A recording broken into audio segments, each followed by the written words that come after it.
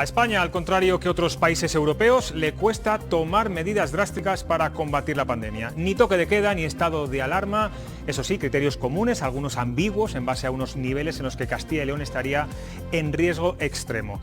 El toque de queda, por cierto, solo lo ha pedido oficialmente Castilla y León. No urge al ministro Illa, que prevé valorarlo sin prisas, y ahora queda ver si las nuevas medidas, que son un poco más estrictas que las actuales, sirven para algo. Aquí arranca Cuestión de Prioridades.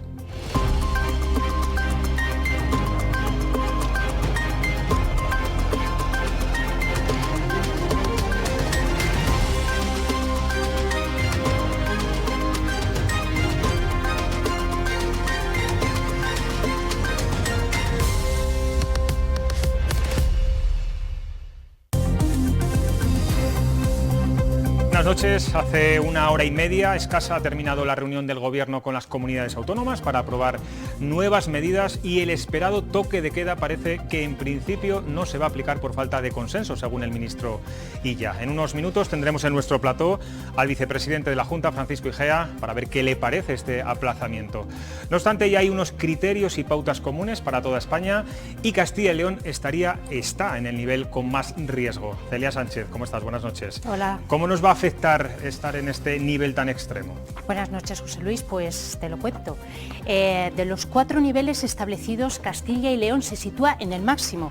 La alerta extrema, que supone una serie de pautas y medidas para toda la comunidad, sin excepción, que se implantarán en breve. Algunas de las más significativas son estas: valorar el cierre de los interiores de bares y restaurantes, así como el cese de actividad de los establecimientos a las 11 de la noche. Es valoración a falta de confirmar.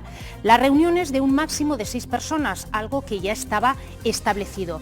La recomendación de salir del domicilio solo lo necesario, y que congresos, encuentros y seminarios sean telemáticos. 2 aspectos más: 50% de aforo en cines, teatros y auditorios, y también valoración, vuelve aquí el término, para la educación, para que sea semipresencial en las aulas. Sobre el toque de queda, nada aún en firme. No ha habido consenso entre las comunidades autónomas. Castilla y León ha sido la única que lo ha pedido expresamente. Así lo reconocía esta tarde el ministro Illa. Respecto a la restricción de movilidad nocturna, efectivamente lo ha pedido la Comunidad de Castilla y León. Vamos a valorar con ellos cómo abordamos esto. La Comunidad Valenciana lo ha pedido, no formalmente por escrito, pero sí que en el seno de la discusión ha pedido esto. Insisto, hemos hecho una valoración conjunta y nos hemos emplazado a seguir valorando esta medida, y es lo que vamos a hacer. Bueno, pues para valorar estas medidas y el estado del toque de queda, el frustrado toque de queda y otros temas de actualidad, tenemos hoy, pues digamos, una mesa de tertulianos bastante peculiar. Todos son expolíticos. Empezamos por Braulio Llamero, periodista, columnista y exdirigente de Podemos. Buenas noches. Hola, muy buenas noches. Francisco Javier León de la Riva, exalcalde del Partido Popular en Valladolid durante muchos años. Buenas noches. Buenas noches. Y Mercedes Martín, dirigente del Partido Socialista, ahora enfermera. ¿Qué tal? Bienvenida. Gracias, igualmente. Bueno, ¿os parecen justas estas medidas de alerta sanitaria, de alerta extrema, como está denominada ahora mismo Castilla y León? ¿O consideráis que el toque de queda sería realmente lo más eficaz en estos momentos, tal y como está la situación en Castilla y León? A mí Javier. Personalmente me parece que el toque de queda sería lo más acertado. Actividad normal, con todas las precauciones de las mascarillas, las distancias, lavado de manos, todo eso, todo el día, y a una hora sería discutible si son las 9, las 10 o las 11 de la noche, a casita todo el mundo, con lo cual evitas que las cenas se prolonguen más de la cuenta y que se organicen todos esos festejos nocturnos, particularmente en fin de semana. Mercedes. A mí me parece que la cuestión no es si es acertado o no. Yo creo que tenemos que ser responsables y prudentes. Está claro que el toque de queda, por lo que dicen los expertos y ha formulado el propio ministro, no tiene una cobertura jurídica clara en nuestro país, y también no debemos olvidar que desafortunadamente en España no contamos con una oposición responsable como en otros países europeos donde se están adoptando medidas tan drásticas. Yo no he oído que a ninguno le acusen de confinar París a punta de pistola, cosa que a mí lo que me alegra es que afortunadamente en Castilla y León nuestro gobierno de esta comunidad cuenta con una oposición leal y responsable, y en manos de las comunidades autónomas, como ha hecho Navarra, como ha hecho La Rioja, pues pueden poner en marcha medidas drásticas, porque eso va a ser lo que pueda atajar la pandemia. Más allá de consideraciones políticas, yendo a efectos prácticos, estas nuevas medidas que nos ha comentado mi compañera Celia, Braulio, ¿te parecen suficientes tal y como está la situación ahora mismo? Yo le veo, no, la verdad es que no, yo les veo un problema grave, son medidas de buena voluntad, muy voluntariosas, pero que apelan a la voluntad de la gente, es decir, a que seamos bondadosos, buenos y obedezcamos, sin imponernos nada. Tal y como está ahora mismo la pandemia, con las cifras que tenemos, que son brutales, que es tremenda la incidencia y parece que va en aumento, yo creo que no se puede apelar a la bondad de la gente y a que seamos todos buenecitos, porque va a pasar lo de siempre. La inmensa mayoría de la gente pues, se comporta bien y va a tratar de no salir de casa si no es necesario, va a mantener las reuniones por debajo de 6 personas o ninguna si puede evitarlo, etcétera, etcétera. Pero siempre hay una minoría que no hace caso de nada de eso, y como es voluntario y no va a pasar nada, pues esa minoría es la que nos la va a seguir preparando como nos la prepara ahora. Bueno, vamos a seguir luego hablando. Sí, Javier. Es que hay una cosa que se ha sacado, y si empezamos a hablar de política con ese cariz, entonces las cosas se ponen mal. Porque lo que no es de recibo, que con este conflicto que empieza en el mes de marzo, el gobierno, el señor Illa y su asesor, el señor Simón, no tengan un plan alternativo y que en 8 meses no hayan previsto que esto iba a pasar. Con oposición o sin oposición, quien tenía que tener previsto esto es el Gobierno de España. Bueno, si os parece luego seguimos debatiendo, porque hoy pedía el presidente de la Junta de Castilla y León por carta ese estado de alarma para la comunidad, y también la consejera de Sanidad y el vicepresidente de la Junta lo han pedido incluso para todo el país estos días. Pues vamos a tener la primera reacción del Gobierno regional de Castilla y León tras la reunión del ministro Illa con las comunidades, y tenemos en nuestro producto a Francisco Igea. Nos ha pedido que nos coloquemos la mascarilla. Sí que tengo que decir que en este plató guardamos la distancia de seguridad. De hecho, esta mesa mide más de 5 metros para que haya 1,5 metros de distancia entre los contertulios y el presentador, que soy yo, pero aceptamos desde luego para dar ejemplo. Me voy a poner ahora mismo la mascarilla, espero que se me escuche bien. Los tertulianos además la han puesto mucho antes que yo, cosa que le agradezco. Buenas noches, señor Igea. Muy buenas noches y muchas gracias por ponerla. Hombre, claro que sí. Bueno, le voy a leer unas frases muy contundentes que ha dicho usted esta mañana tras el Consejo de Gobierno, y luego vamos a ver si sigue pensando lo mismo. Ha dicho textualmente: si no hacemos lo que tenemos que hacer ahora, acabaremos como en marzo, cuando la gente moría en los pasillos de los hospitales. Ha llegado el momento de tomar decisiones y no puede pasar de hoy.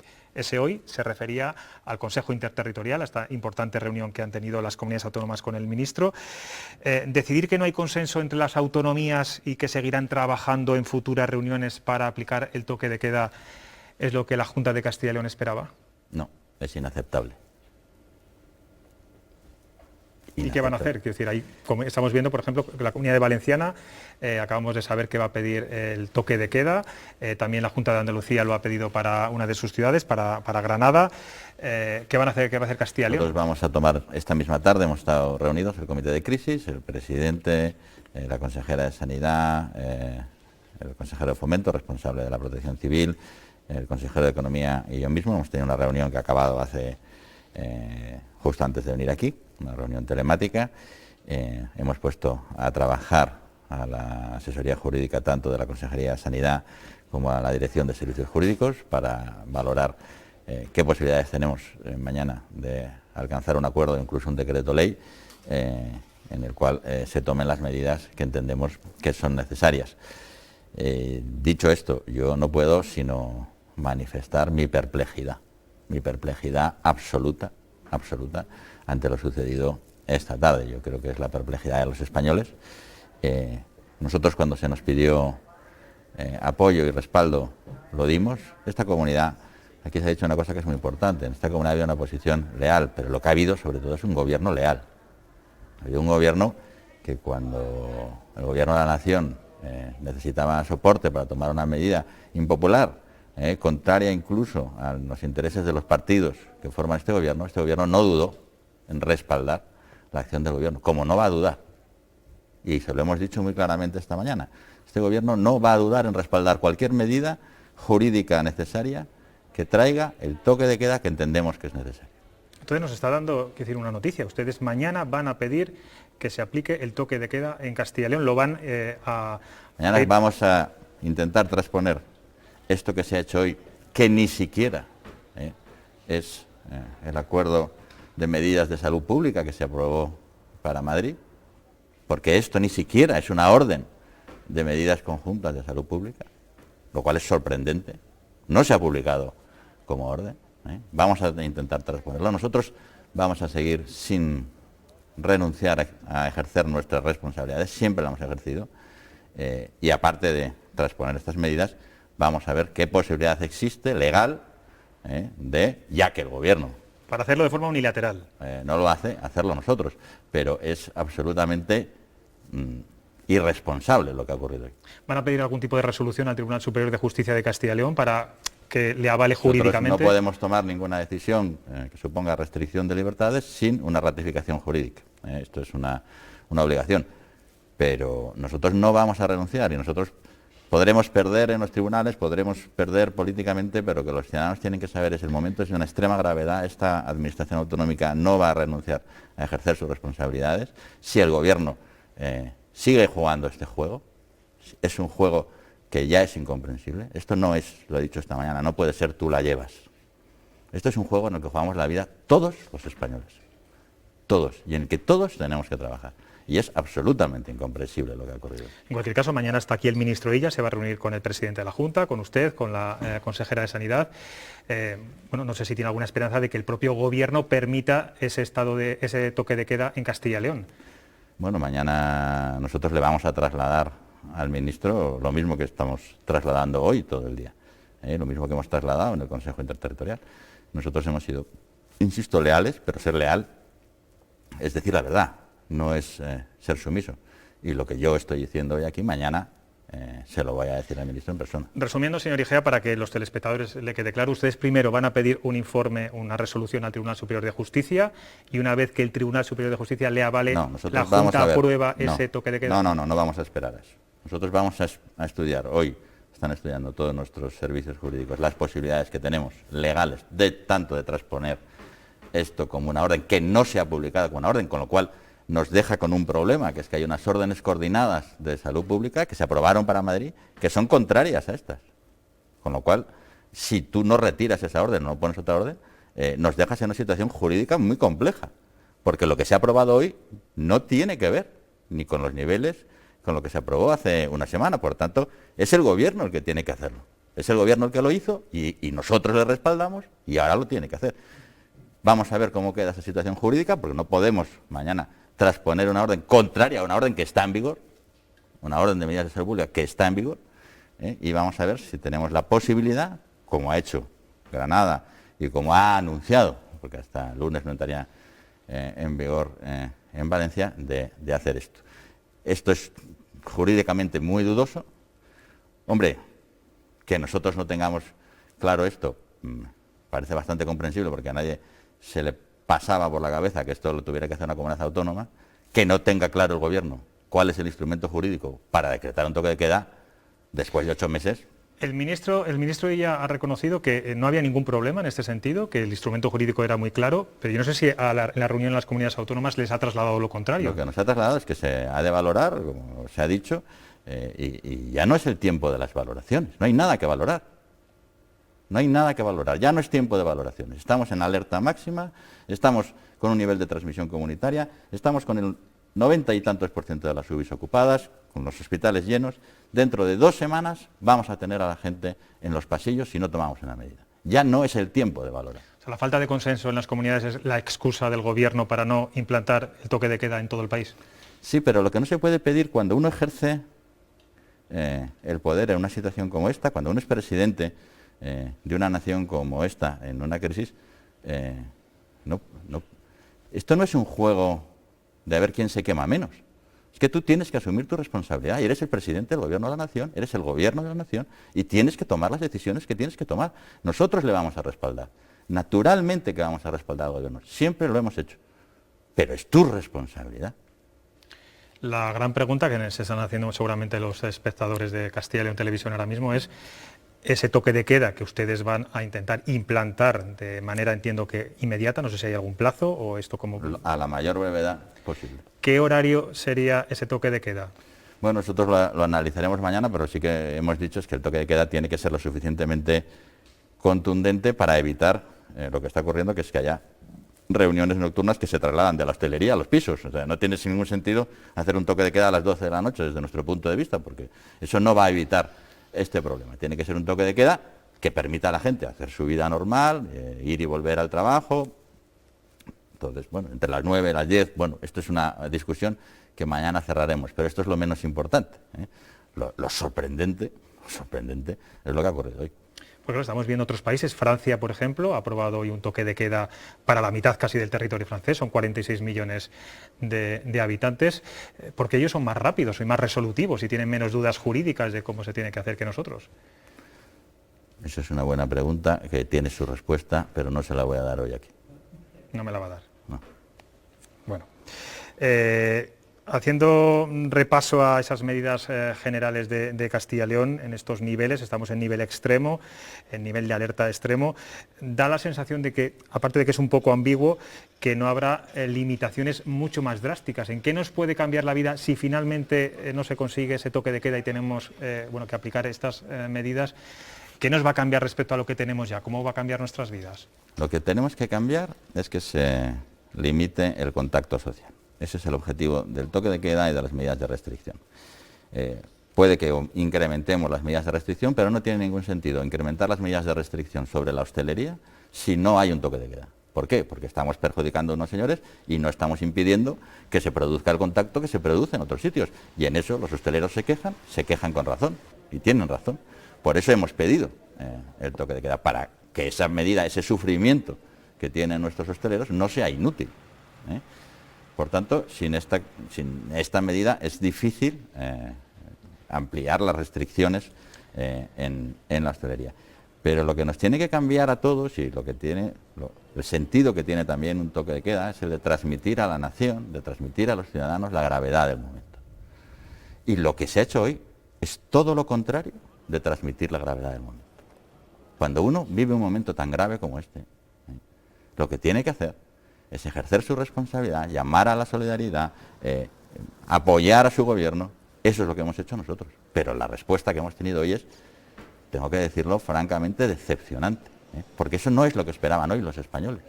Los españoles esperaban hoy ver a su presidente salir y decir, señores, estamos muy mal, esta semana es clave para nosotros, tienen que estar ustedes en casa a partir de las 9, de las 10, y vamos a enfrentar todos juntos esta solución. Lo que no pueden ver los españoles es, bueno, vamos a valorar que la cosa parece... No, oiga, no, esto ya ha pasado ese momento. ¿Un toque de queda supondría eliminar la figura del confinamiento? Si Castilla y León está en toque de queda, ¿los habitantes de la comunidad pueden desplazarse? ¿Habría más medidas restrictivas? ¿Serían las mismas? Nuestra idea sería, en principio, si el grado de transmisión es bastante homogéneo, como es ya, intentar suspender el confinamiento perimetral, que no podemos porque la orden está en vigor. Porque la orden está en vigor, porque hoy no se ha retirado esa orden. ¿Cuál es? Es decir, que la situación donde nos han dejado es una situación muy compleja. Por eso no hemos podido tomar una decisión hoy, porque nos han dejado una situación muy compleja. Nuestra idea sería retirar ese confinamiento perimetral, esos confinamientos perimetrales. Pero insisto, la orden está en vigor a día de hoy, con lo cual estamos en una situación absolutamente, en fin, esto es abracadabrante, ¿no? O sea, no entendemos qué es lo que ha ocurrido hoy.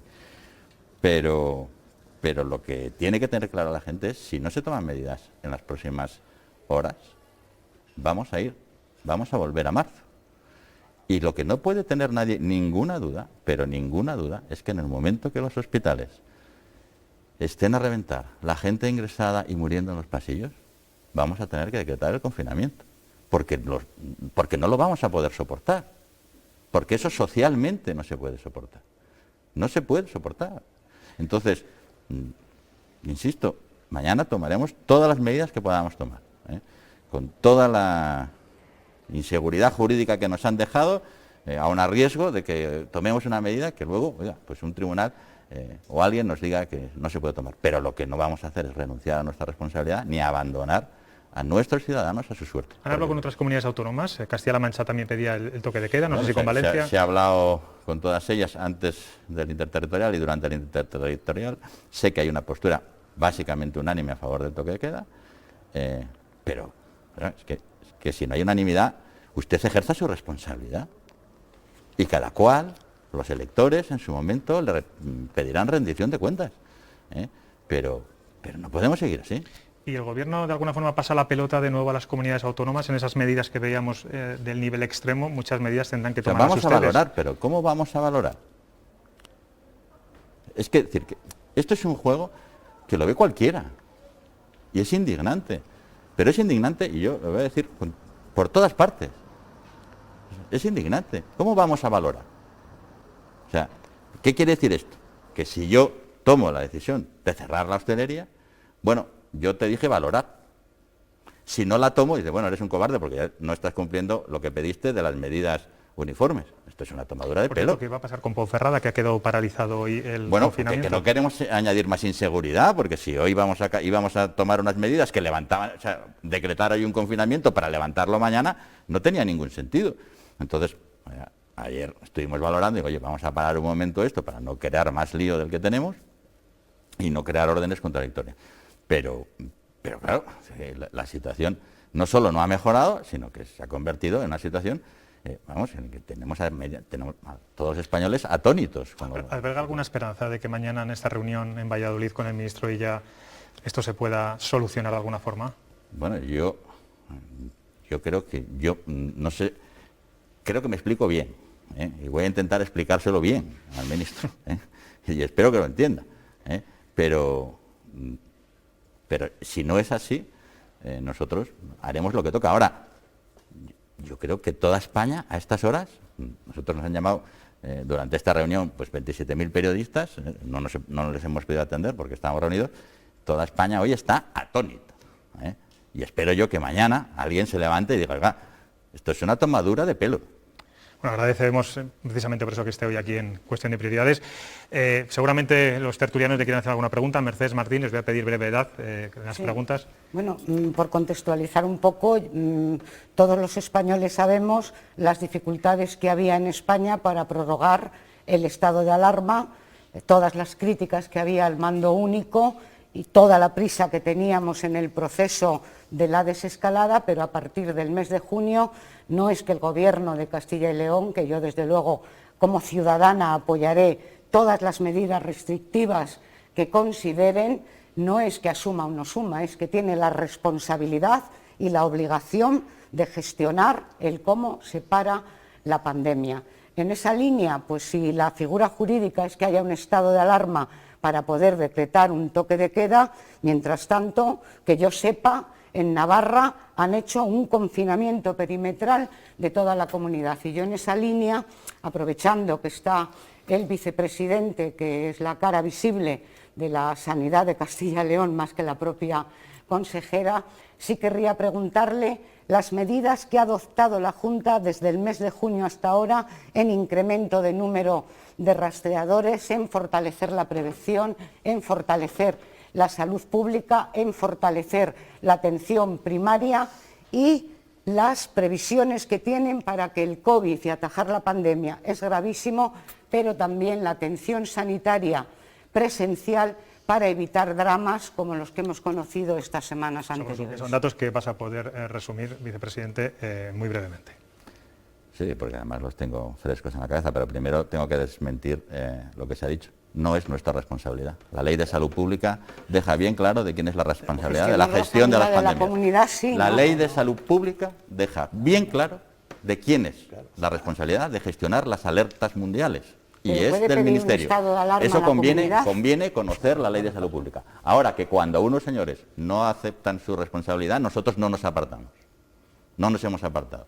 ¿Qué medidas hemos tomado? Hemos tomado más medidas de confinamiento que ninguna comunidad. Hemos contratado rastreadores por encima de la media hasta agotar las bolsas. ¿Cuántos? ¿Cuál es el número, por curiosidad? Pues me parece que estamos en 700 más 200, 900. Hemos contratado equipos de protección, más de 30 y tantos millones para poder aguantar con rotura de stock durante más de 2 meses. Hemos incrementado las camas de UCI, hemos comprado 560 respiradores que están embalados, hemos agotado todas las bolsas de empleo y, sobre todo, hemos agotado la paciencia de nuestros profesionales y la nuestra.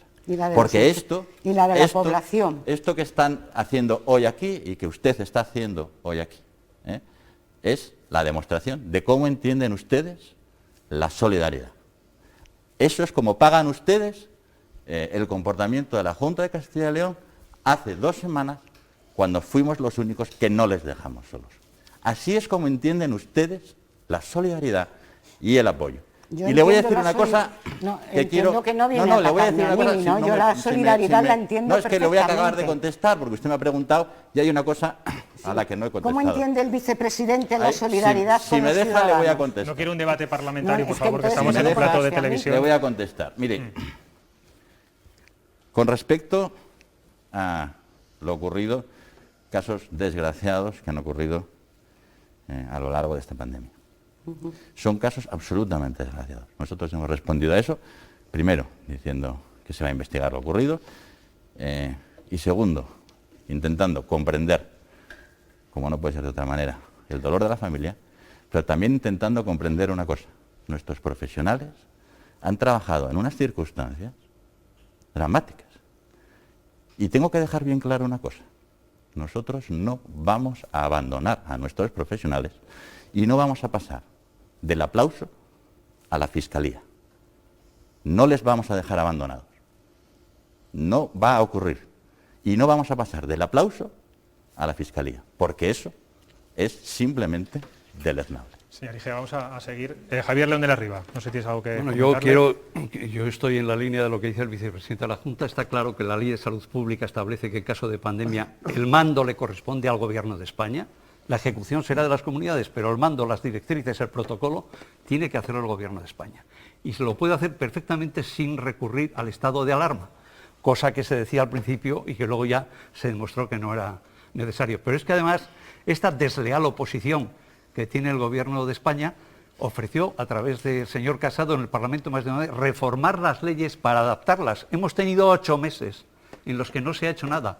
Se hace, como dice el doctor Igea, valorar. Vamos a estudiar, vamos a valorar, y como no llegue la ley de educación esa que da aprobado general a todo el mundo, el Gobierno seguirá estudiando pero no aprobará nada. Bueno, como ha sido una opinión más que una pregunta, pasamos a Braulio Llamero. Sí, yo sí tengo una pregunta, además me apetece enormemente y me parece un privilegio poder exponérsela al vicepresidente, porque es una duda que tengo desde hace tiempo, una duda personal, pero creo que puede estar bastante extendida entre la población.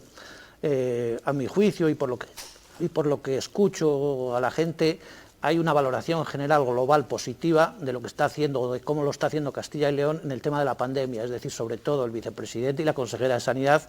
Creo que en general hay una cierta opinión favorable de decir, pues dentro de lo que se puede hacer, que será lo que sea, con muchas limitaciones, etcétera, con los problemas heredados, con todo lo que todos sabemos, dentro de lo que se puede hacer se está haciendo bastante bien en Castilla y León, al menos en comparación con otras comunidades autónomas.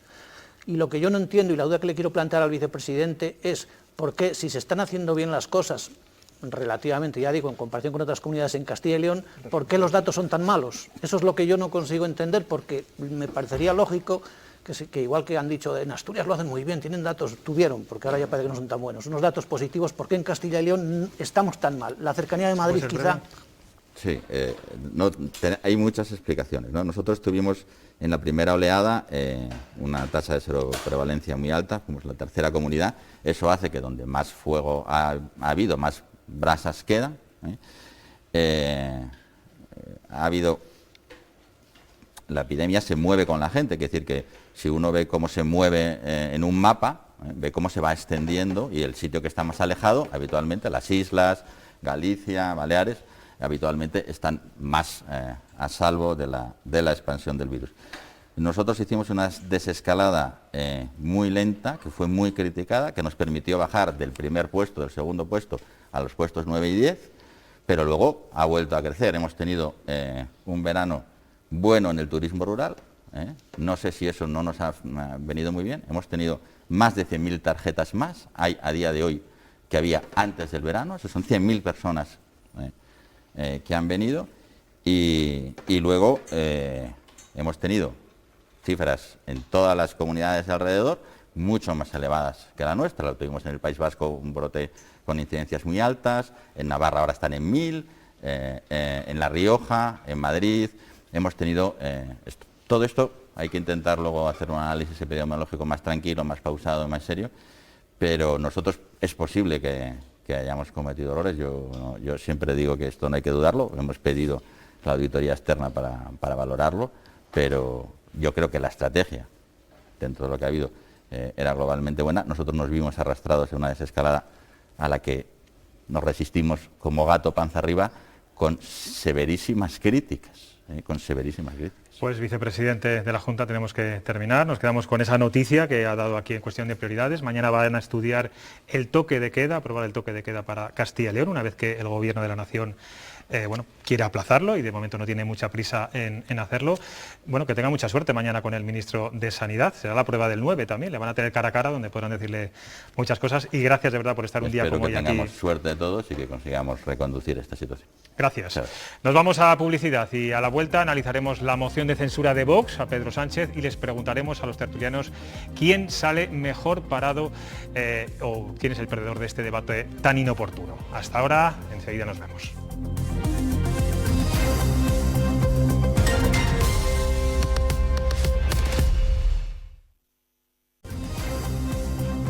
Después de una sesión parlamentaria interminable en el Congreso, la moción de censura de Vox a Pedro Sánchez ha concluido esta mañana, pues con un sonoro fracaso para los de Abascal. Vox se ha quedado solo, Casado ha salido reforzado como líder moral del centro-derecha y los partidos de izquierda han visto en primera línea y en directo cómo la derecha se destroza en el hemiciclo.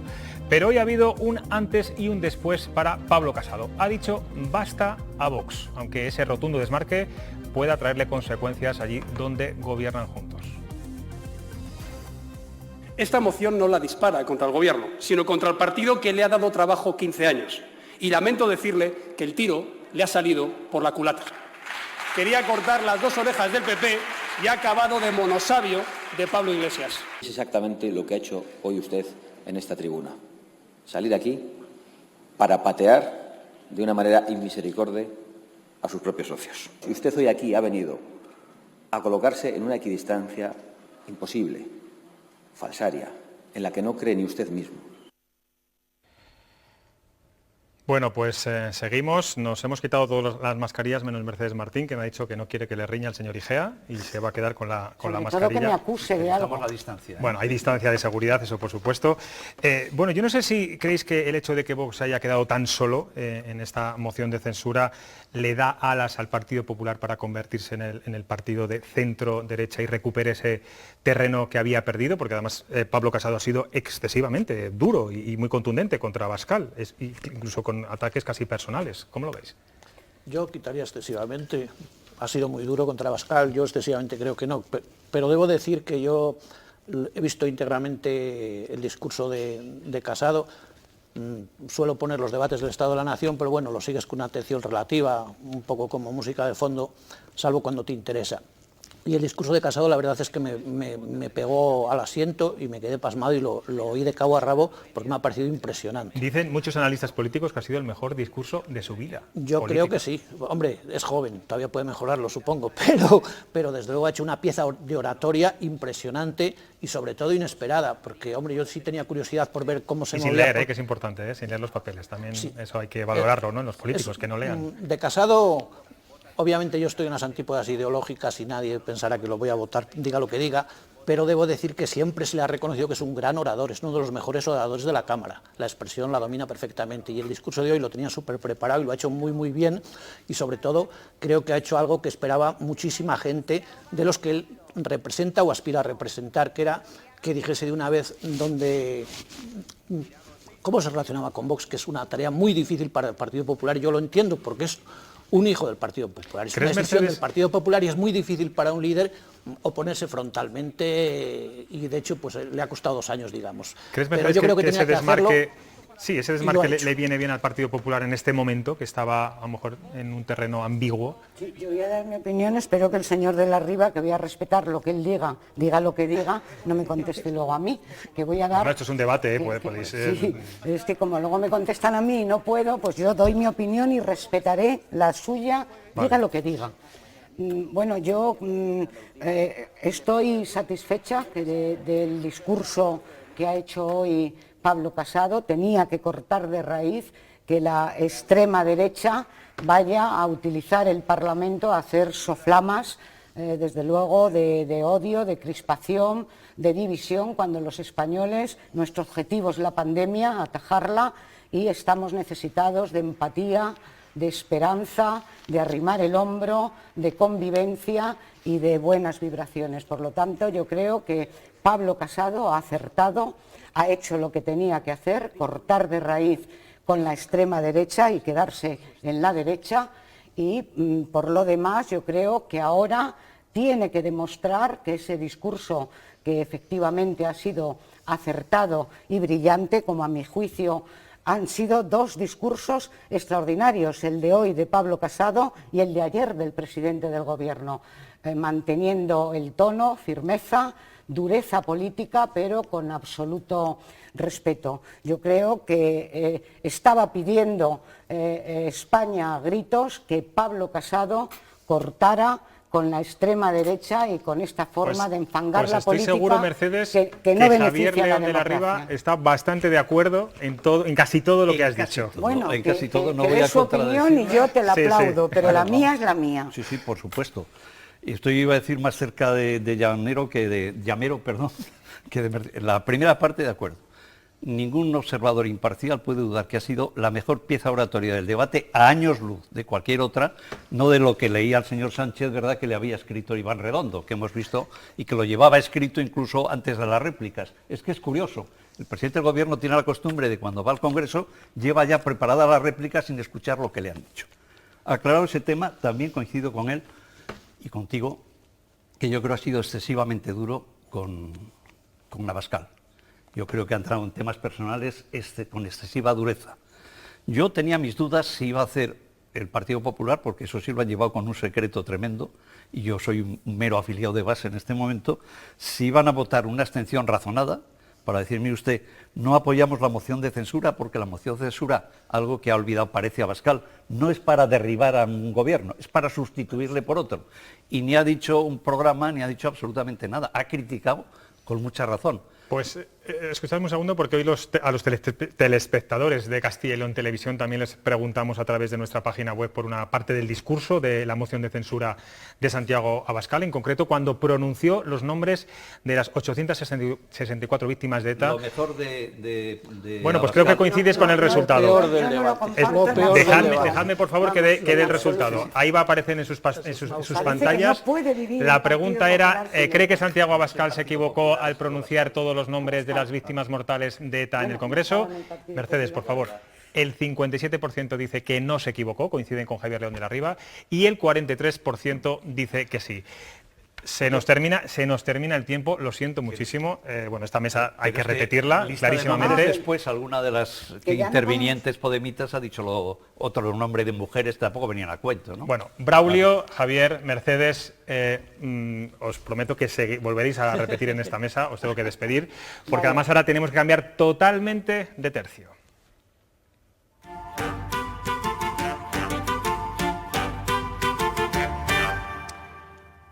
Es jueves y ya tendremos en nuestra mesa de dibujo a José María Nieto. Buenas noches, Chema. Hola, José Luis. Aún no he terminado la viñeta de la rata comunera Tuvecildo, y es que llevo 2 días aturdido por la moción de censura de Santiago Abascal a Pedro Sánchez.